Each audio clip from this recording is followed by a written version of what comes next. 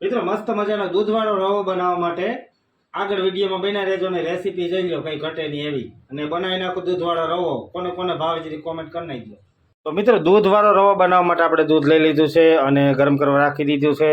અને આ છે કાજુ બદામ, આ છે મિશ્રી એટલે કે ખાંડ, ને આ છે રવો. અને આપણે કઢાઈમાં લઈ લીધું છે થોડુંક ઘી. તો હવે ચાલો બનાવીએ આપણે રવો.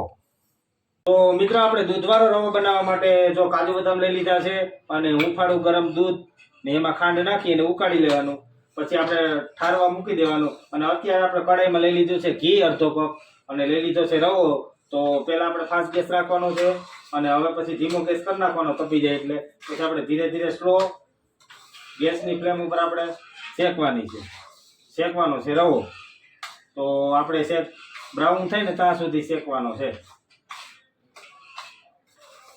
તો મિત્રો હવે આપણે થોડો બ્રાઉન થઈ ગયો છે, રવો શેકાઈ ગયો છે હાઈ ક્લાસનો, એમાં કઈ ઘટે નહીં એવો. હવે આપણે આ દૂધ છે, દૂધમાં ખાંડ નાખીને ઉકાળી લીધું હતું. હવે આપણે દૂધ આમાં એડ કરી દેવું.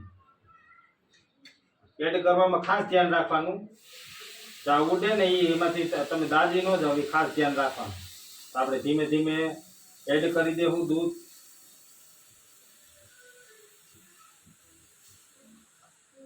બહુ મીઠું ભાવતું હોય તો એ પ્રમાણે ખાંડ નાખવાનું. હવે આપણે નાખી દઈશું કાજુ બદામ. આ કાજુ બદામ પિસ્તા છે તો આપણે આમાં નાખી દેવું. હવે આપણે હલાવતા રહેવાનો છે એક તારો. જો આપણે વાર લગાડી દઈએ હલાવવામાં તો ગાંઠો પડવાની શક્યતા રહે, એટલે આપણે એકદમ હલાવવાનું છે. અને ગેસની ફ્લેમ તો ધીમી જ રાખવાની છે. તો જો આવી રીતે કંઈક થઈ જાય છે જાડું, તો તોય આપણે હલાવવાનું આપણે ચાલુ જ રાખવાનું.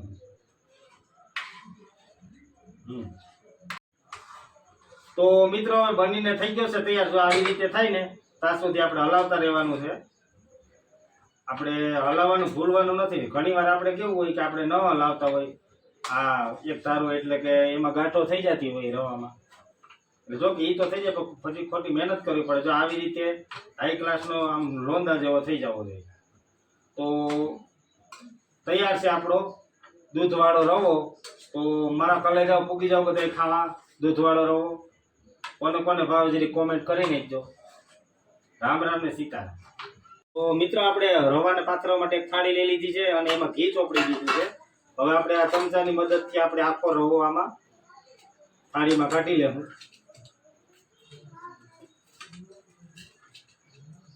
એટલે શું છે કે આપણે ઘી નીચે ચોપડું હોય ને તો થાળીમાં ચીપકે નહીં. આપણે આવી રીતે બધી કાઢી નાખ્યું. હવે આપણે આના પાથરી દઈશું ચમચા વડે. પછી તમે આની નાના નાના પીસ તો પછી કરી શકો, થોડીક વાર થોડોક ઠંડો થાય એટલે પછી પીસ કરી શકો. હાવ ઠંડો નહીં થવા દેવાનો. આવી રીતે પાથરી દેવાનો.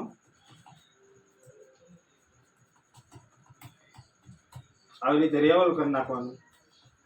આપણે સાદી ભાષામાં શીખવાડીએ છીએ. આપણે કિચન વાળાનો વિડીયો આવતા હોય બધા રેસીપી વાળા, એમાં બધા બોલતા હોય ચીપી ચીપીને. જો કે એની એવી ભાષા જ હોય ને આપણે ગામડાની ભાષા હોય એટલે આપણે સાદી ભાષામાં શીખવાડીએ છીએ. તો તમને કેવો લાગ્યો મારો રવો તો જે કોમેન્ટ કરી નાખજો. અને હાલો મારા કલેજાઓ બધા દૂધવાળો રવો ખાવા. રામ રામ ને સીતારામ.